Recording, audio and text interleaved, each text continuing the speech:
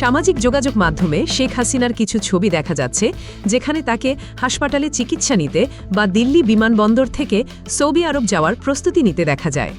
তবে ফ্যাক্ট ওয়াচের অনুসন্ধান অনুযায়ী এই ছবিগুলো কৃত্রিম বুদ্ধিমত্তা বা এআই দিয়ে তৈরি করা হয়েছে, যার কোনো বাস্তব ভিত্তি নেই।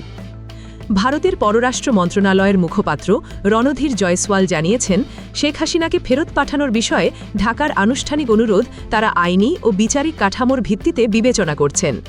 ভারতের এই মন্তব্যকে বিশ্লেষকেরা একটি দাপ্তরিক বা অফিসিয়াল জবাব হিসেবে দেখছেন, যেখানে ভারত সরাসরি কোনো পক্ষ না নিয়ে বিষয়টি গভীরভাবে পর্যবেক্ষণ করছে। সাবেক রাষ্ট্রদূত হুমায়ুন কবিরের মতে এই পুরো বিষয়টি আইনি, রাজনৈতিক ও কৌশলগত এই তিনটি দিক থেকে বিচার করা প্রয়োজন। অন্যদিকে সাবেক রাষ্ট্রদূত মাহফুজুর রহমান মনে করেন, দ্বিপাক্ষিক সম্পর্কের অবনতি এড়াতে ভারত সরকার এই মুহূর্তে কোনো অসংলগ্ন মন্তব্য করা থেকে বিরত থাকছে।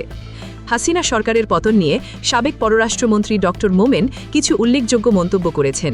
তিনি স্বীকার করেছেন যে জনসম্পৃক্ততা কমে যাওয়া, সরকারি কর্মচারীদের উপর অতিরিক্ত নির্ভরতা এবং দলের ভেতর দুর্নীতির কারণেই আওয়ামী লীগের এই অবস্থা হয়েছে।